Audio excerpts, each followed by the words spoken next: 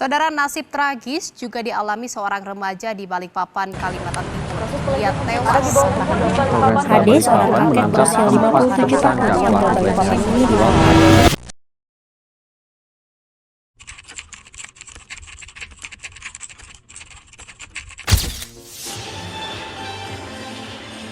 Berhubungan akan hal itu semua, kemarin saya beserta kawan-kawan saya menghadiri suatu seminar dari forum Saja Haksi atau Sahabat Remaja Sehat Reproduksi, merupakan inisiasi PT Kilang Pertamina Internasional RU5 Balikpapan dalam rangka membentuk generasi remaja Balikpapan akan pentingnya kesehatan reproduksi. Kolaborasi bersama Dinas Pemberdayaan Perempuan, Perlindungan Anak dan Keluarga Berencana atau disebut DP3KB Kota Balikpapan.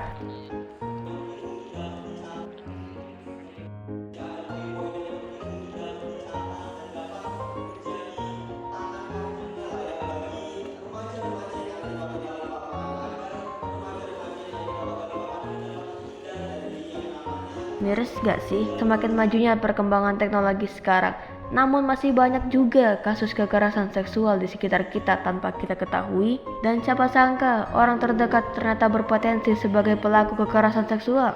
Mau itu dari teman, pacar, saudara, bahkan keluarga itu sendiri, tidak ada yang menyangka. Dan bagaimana cara mengatasi itu semua? Assalamualaikum warahmatullahi wabarakatuh.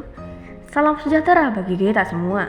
Perkenalkan sekalian, saya Amara Fatimah, seorang siswi dari SMK Sinar Pancasila Balikpapan.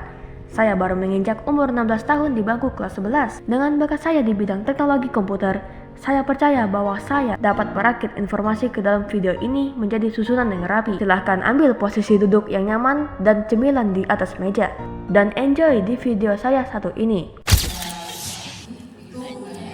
Sebelum memasuki video, apa itu kekerasan seksual? Kekerasan seksual adalah perbuatan merendahkan, menghina, melecehkan, dan menyerang tubuh seseorang secara paksa karena ketimpangan relasi kuasa dan gender yang mana berakibat fatal, mau itu dari psikis atau fisik, serta mengganggu organ reproduksi seseorang.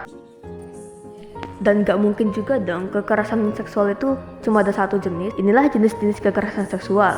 Yang pertama, pelecehan non-fisik. Kedua, pelecehan secara fisik. Tiga, pemaksaan kontrasepsi. Empat, pemaksaan sterilisasi. Pemaksaan perkawinan, penyiksaan seksual, eksploitasi seksual, dan juga kekerasan seksual yang berbasis elektronik. Selain itu juga, ada juga kekerasan secara non-fisik, yaitu semisalnya catcalling ataupun bercanda dengan konotasi seks, komentar seksual, menyebarkan humor yang tidak pasti, ekspresi wajah seksual, ajakan melakukan kegiatan itu, pertanyaan pribadi yang sangat tidak masuk akal, dan yang terakhir memperlihat kemaluan.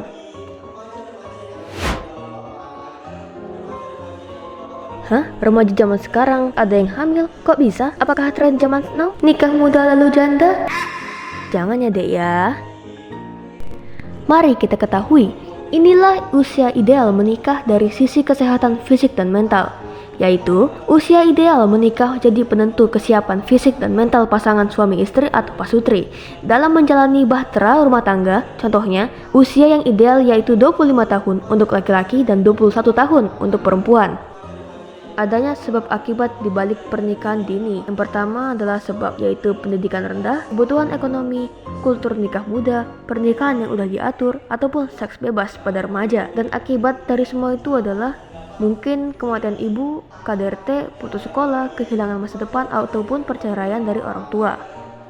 Adapun juga dampak yang berakibat fatal untuk kedepannya. Yang pertama, kesehatan fisik dan mental, di mana kekerasan seksual dan pernikahan dini sama-sama berdampak buruk pada kesehatan fisik dan mental korban, termasuk depresi, trauma atau PTSD, masalah organ reproduksi. Kedua, masalah ini mengganggu pendidikan dan peluang karir anak muda ke depannya. Itu bisa memperburuk siklus kemiskinan dan ketidaksetaraan. Dan ketiga, kekerasan seksual dan pernikahan dini seringkali melanggengkan atau membudidayakan siklus kemiskinan karena korban kehilangan kesempatan untuk pendidikan dan pekerjaan yang layak, di mana terjadinya siklus kemiskinan yang tidak akan berhenti. Lalu, apakah ada upaya untuk mencegah semua itu terjadi sebelum terlambat? Mari kita simak.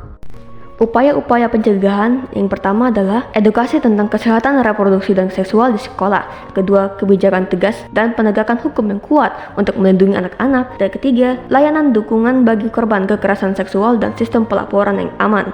4. komunikasi terbuka dan edukasi orang tua tentang isu-isu ini untuk menciptakan lingkungan yang mendukung dan aman. 5. Peran keluarga, komunikasi terbuka dan edukasi orang tua. 6. Menyelenggarakan kampanye dan penyuluhan untuk mengubah norma dan pandangan yang mendukung pernikahan dini dan kekerasan seksual.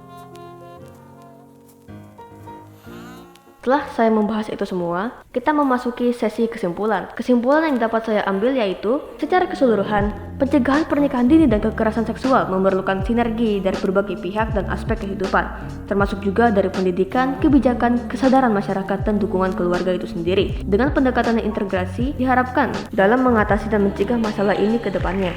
Itu saja yang saya sampaikan. Saya akan akhiri video kali ini.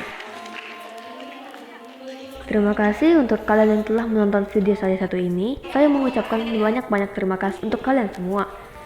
Dan oleh itu, semoga video saya bermanfaat dan menghibur kalian semua. Saya akhiri. Wassalamualaikum warahmatullahi wabarakatuh. Terima kasih. Thank you very much. Domo arigatou gozaimasu.